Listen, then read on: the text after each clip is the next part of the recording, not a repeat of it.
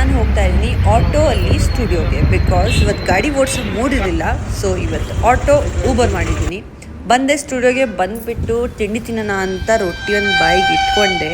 ಇದರಲ್ಲೇ ರೊಟ್ಟಿ ಇಲ್ಲ, ಒಂಥರ ಕಲ್ ಥರ ಆಗಿದ್ದು, ಬೇಡ ಅಂತ ಹೇಳಿಬಿಟ್ಟು ನಾನು ಮಮ್ಮಿ ಹೊರಟ್ವಿ ಸ್ಟುಡಿಯೋಗೆ. ಅಲ್ಲೂ ಇವರು ಫುಲ್ ಟೈಮ್ ಪಾಸ್ ಮಾಡ್ಕೊಂಡು ಸ್ಟುಡಿಯೋಗೆ ಬಂದೆ, ಊಟ ಮಾಡಿದೆ. ಮಮ್ಮಿ ಮನೆಗೆ ಬಂದರು, ಊಟ ತಿಂತಾ ಇದ್ದಾರೆ. ಊಟ ತಿನ್ಬೇಕಾದ್ರೆ ನಾವೇನೋ ಕಾಮಿಡಿ ಮಾತಾಡ್ತಾ ಇದ್ವಿ. ಸೊ ಅದಕ್ಕೆ ಮಮ್ಮಿನ ಹಿಂಗೆ ಕ್ಯಾಪ್ಚರ್ ಮಾಡ್ತಾ ಇದ್ದೆ. ಮನೆಗೆ ಬಂದುಬಿಟ್ಟು ನಾನು ಏನಕ್ಕೆ ಮನೆಗೆ ಬಂದೆ ವಾಪಸ್ ಇನ್ನು ಮಟ್ಟ ಮಧ್ಯಾಹ್ನನೇ ಅಂತ ಪ್ಯಾಕಿಂಗ್ ಮಾಡೋಕ್ಕೆ. ನಮ್ಮ ಮನೇಲಿ ಏನು ಅಂದರೆ ಏನು ಕೆಲಸ ಮಾಡ್ತಾ ಇರ್ತೀವಿ ಅದು ಮಾಡಲ್ಲ, ಅದು ಬಿಟ್ಟು ಮಿಕ್ಕಿದೆಲ್ಲ ಮಾಡ್ತೀವಿ. ಸೊ ಇವಳನ್ನ ಚುಡಾಯಿಸ್ಕೊಂಡು ಕೂತಿದ್ದೀವಿ.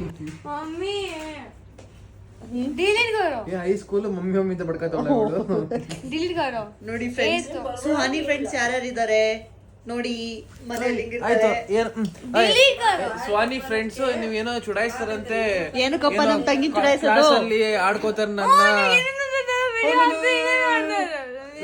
ಅಲ್ಲ ಸ್ಕೂಲಾಗಿ ಮದರ್ದೆ ಎಲ್ಲ ಆಡ್ಕೋತಾರ. ಇಲ್ಲಿ ಸಾಯಿಲ್ ಮೀಟಿಂಗ್ ಮಾಡ್ತಾವನೆ ಅಂತ ಮಮ್ಮಿ ಮೇಲೆ ಹಣೆ ಇಟ್ಟಿದ್ದಾನೆ, ಮಮ್ಮಿ ಬಡಿಯಂಗಿಲ್ಲ ಅಂತ.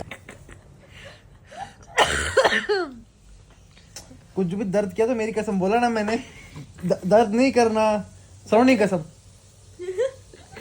शीरो कसम.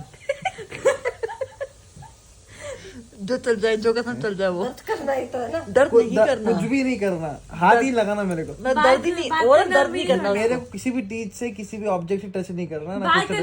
मतलब हाथ से मार सकते हो, हाथ से मार सकते हो मतलब नहीं. किसी भी चीज, किसी कैसे भी टच नहीं करना. Direct indirect touch is not allowed. मैं मार सकती हूँ ऐसे.